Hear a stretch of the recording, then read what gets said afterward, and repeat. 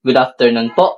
Ako po si Henry Lawrence Santualia, isa po akong nursing student dito. So ako po ang mag-interview sa inyo ngayon. So purpose lang po nito ay para mas maintindihan ko po ang kalagayan nyo. Lahat po ng sasabihin nyo po ay mananatiling confidential.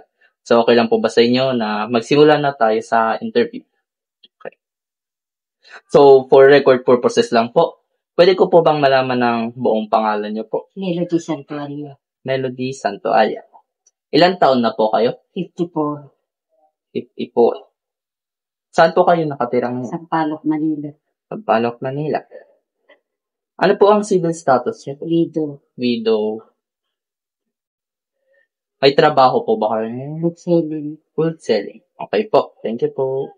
So, ano po ang main reason bakit po kayo napapunta dito? Tumataas ang BP. Tumataas po ang BP. Masakit ang likod at acidic. Masakit ng likod at acidic. Okay po. So, ang concern nyo po ay mataas ang BP nyo, na-acid po, at masakit po ang likod. Okay po.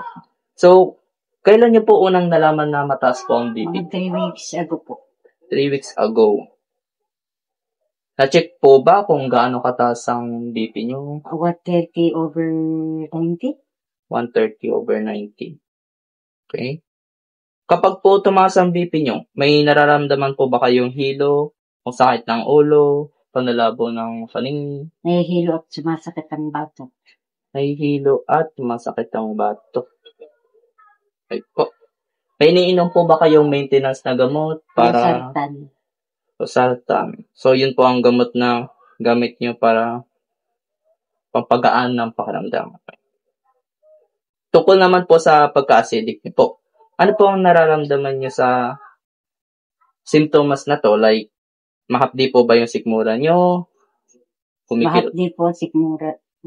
Mahapdi po ang sikmura. Wala naman pong nalalasahan na parang maasim sa lalamunan. May naakyat po. Para pong maakyat. May naakyat pong maasim sa lalamunan? Po. Gaano po ito madalas nangyayari? Sa 1 linggo, 3 beses. Sa 1 linggo, 3 beses. Dire-diretso po ba yun na umaga hanggang gabi o umaga lang? Tumitigil po naman. Tumitigil naman po. May napapansin po ba kayong nagpapalala nito? Tulad ng pag-inom ng kape, soft drinks, o pagkain ng maasim o pag-inom po ng kape at alak. Inom po ng kape at alak. May iniinom po ba kayong gamot para sa acidic? Wala. Okay. So, sa likod naman po. Saan banda po sumasakit sa likod? Sa may parting gitna po. Sa may parting gitna. Okay. Kailan po ito nagsimula sumakit? At madalas po itong nararamdaman? Pag po ako nag-iisip, kinakatulog. Stress. Sa stress po. Sa scale of 1 to 10 po, paano kasakit po yung nararamdaman niyo sa likod? 5 to 7. 5 to 7. 5 to 7 out of 10. Okay po. Napapansin niyo po bang lumalabas ito kapag matagal kayong nakaupo, nakatayo, o nakahiga, or pag may binubuhat po? Pag may binubuhat, nakahiga. Pag may binubuhat at nakahiga. Okay. May nakakapagpagaan po ba nitong sakit? Tulad ng pagpahinga o pag-iinom lang po ng gamot? Umiinom po ng gamot. Pag-iinom po ng gamot. Okay po. May iba pa po ba kayong na-diagnose na sakit bukod sa high blood? Like tulad ng diabetes po, sakit sa puso, kidney problem, or ulcer? Operahan po ako. Operahan lang po? Appendicitis. Okay. So, na-operahan po kayo dati. Okay po. So, next naman ko ay... May allergies po ba kayong...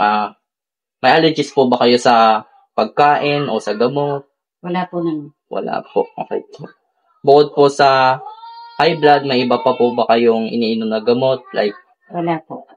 Wala po. Kahit vitamin po or herbal? Wala po. Wala po. Sa family niyo po, may kamag-anak po ba kayong may high blood, heart disease? Mother ko po. Mother niyo po. Ano pong sakit ni mother po?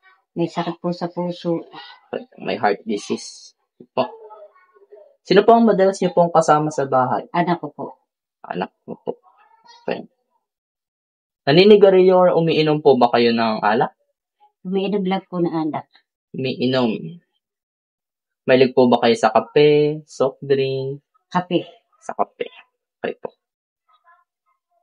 May karansanan po ba kayong lately na matinding hilo o panlalaban ng paningin, pananakit ng dibdib, Pananakit ng dibdib at hilo. pananakit ng dibdib, at hilo? Okay po. Sige po ma'am, maraming salamat po sa pagsagot at isasummarize ko lang po yung mga sinabi niyo po. Salamat din po. So, ma'am, ang sinabi niyo po ay mataas po ang blood pressure niyo at napansin po ito simula nung 3 weeks ago. At minsan po nakaramdam po kayo ng hilo at sakit sa batok. Madalas din po kayong ina-acid na nararamdaman nyo bilang pagsikip ng dibdib, lalo na kapag nasa-stress po.